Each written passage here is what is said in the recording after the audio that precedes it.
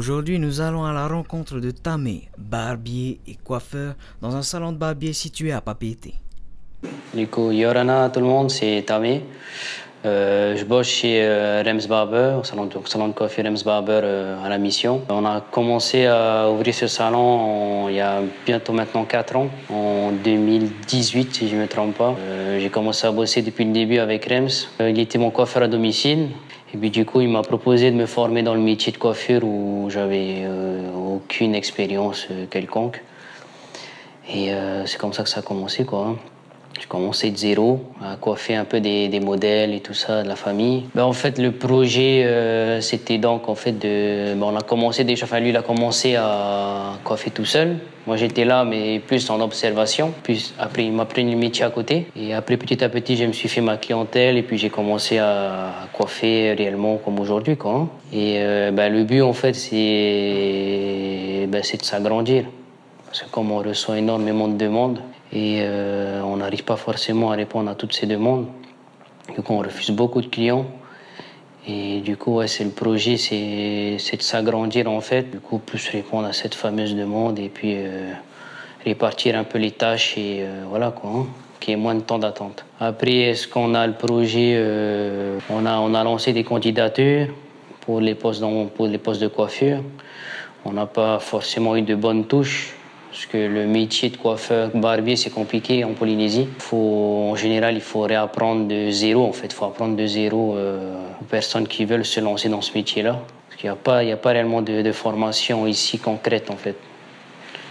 Tout ce qu'il y a ici, c'est qu'un CAP coiffure et tu apprends que en fait, les coupes classiques et tout ce qui est mèche, coupe femme, tous ces trucs-là.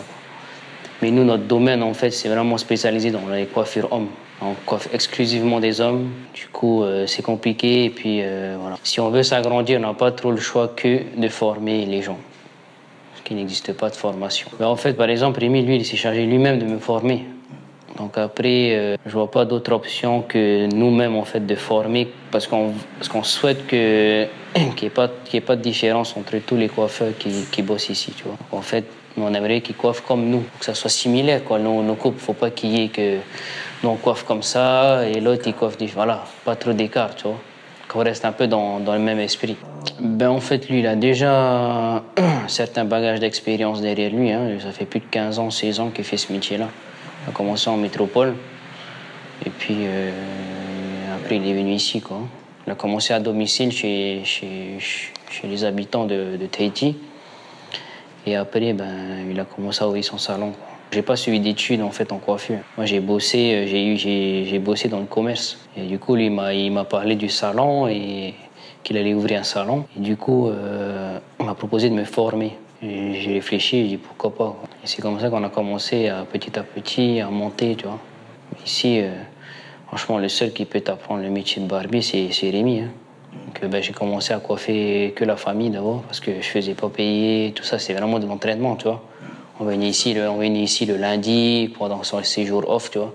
Il prenait sur ses jours off pour me former et j'observais la semaine quand lui il bossait, tu vois. Du coup, même mes tout premiers clients que j'ai commencé à coiffer, ils sont encore là aujourd'hui, tu vois.